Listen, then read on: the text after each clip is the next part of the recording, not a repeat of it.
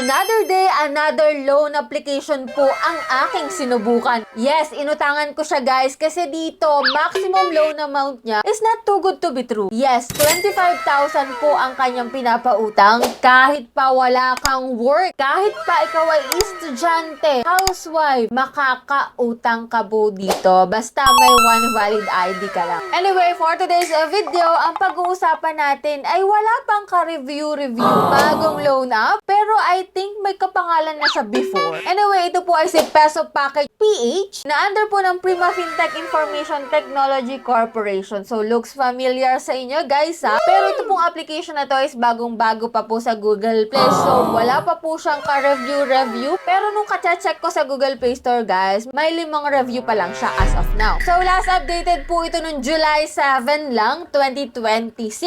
Kaya samahan niyo po ako na alamin kung anong meron dito kay Peso Packet PH na bagong utangan na naman sa Google Play Store. Alamin natin kung magkano ang pwede niyang ipautang lalo na kapag wala kang trabaho. Ano kaya, approve kaya yung application natin dito or rejected na naman? So for today's video guys, samahan niyo po ako na alamin kung anong meron dito at worth it ba siya utangan para at least sa huli makapag-decide kayo kung magta-try din kayo guys. Anyway, kung gusto mo na magandang video at syempre para updated ka na rin sa mga bagong labas dyan, just click the subscribe button, turn on the notification bell and be updated sa aking mga latest upload. So, every week nga po, kumukuha po ako ng 5 lucky winners and yan, congratulations po sa last na napili kong 5. So, ang gagawin mo lang po dito para makasali guys, magko-comment ka po dyan sa comment section at please like this video and i-share mo na rin po, no? And yan nga guys, ang ating spotlight is na kay Peso Packet PH at ito nga po yung nag-catch ng attention ko dahil sa kanyang mga ads. Ito nga po, after 25,000 po ang initial credit limit dito and ang loan term daw po is 91 days to 365 days. And ito nga guys, first time application mo, valid ID lang po ang required ID. So, simple cash out at multiple options available. So, makikita mo dito guys, no? 4,000 po ang pinakabababa, 5,000 pesos yung next, 10,000 up to 20,000 pesos. So, let's see if ever na first timer ka, magkano ang mauutang natin guys. So, ito nga guys, in-applyan ko na po talaga itong si Peso Package PH para malaman ko kung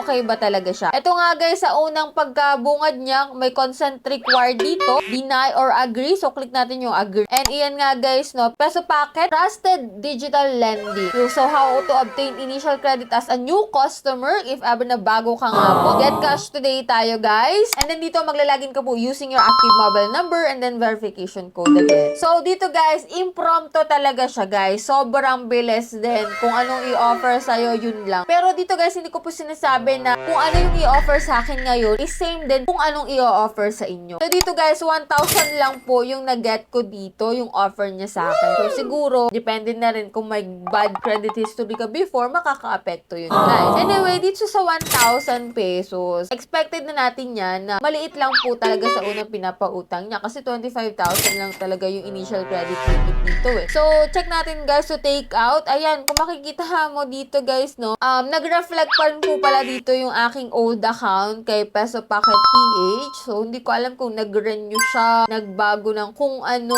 pero ayan, may account na pala ko dito guys. And yan guys, in-update ko lang yung ibang information ko kung ako ba ay employed pa rin, no work, yan, senior citizen, student, pwede po dito guys, no. So, yan nga guys, 1,000 pesos, select your period is 91 days po ang option dito. And as you can see nga guys, no, sa 1,000 pesos, ito po yung loan details niya. So, hindi ko pa po siya ma-receive ng buo kasi ang nakalagay dito na net proceed of loan is 650. So, dito sa part na to guys, medyo na-amaze ako kasi transparent talaga sila guys. So, ano lang yung makukuha natin, ano lang ma-receive natin, nakadetalye dito guys. Kasi nakalagay din dito guys kung ano yung ibabawas, kung magkano. Meron tayong paid up service fee na 350 pesos para sa 1,000 pesos lang yon. And then, babayaran natin siya sa July 21, 2026. So, 15 po ako nag-apply, 16, 17, 18, 19, 20, 21. 6 days nga lang halos guys pumapatak. Pero nakalagay dito 7 days from today. So, kasama po yung araw na to sa pag-apply ko sa bilang guys. And ang total repayment ko po dun is 1,024 pesos. May interest due siya na 24 pesos. So,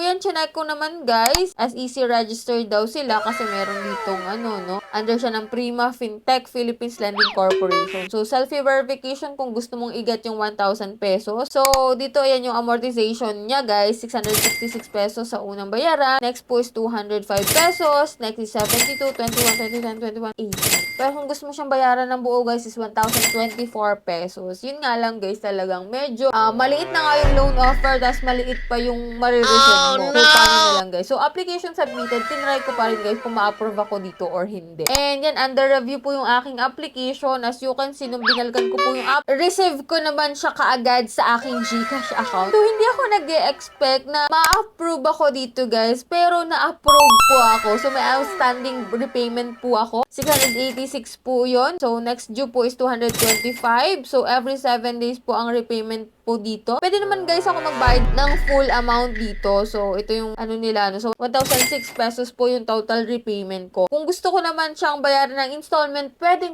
naman guys. Ayan no. So, maganda siya guys kasi na-approve yung aking application kahit pa nilagay ko na unemployed ako doon. So, although talagang depende pa rin talaga yan kasi may ibang loan application na hindi ka talaga papautahan kahit ilagay mo na unemployed or employed. So, depende pa rin talaga. So, nagkataon siguro na medyo mataas nga no kasi halos kalahati na lang talaga yung na-receive ko dito. Anyway, yan po yung ating update dito kay Peso Package PH. Yan nga guys, na-approve po ako. Yun nga lang, hindi ko po siya na-receive ng buo. Nakita nyo naman yung loan detail. If ever na kayo yung nagbabalak umutang dito, pag-isipan nyo mabuti guys. At syempre, kung kayo may katanungan, ilagay nyo po dyan sa comment section at akin po yung sasagutin isa-isa. So, for those na hindi pa po nakasubscribe sa aking YouTube channel, kayo click na subscribe button, turn on the notification bell and be updated sa aking mga latest upload. So, bye-bye na muna for now guys. See you on my next video.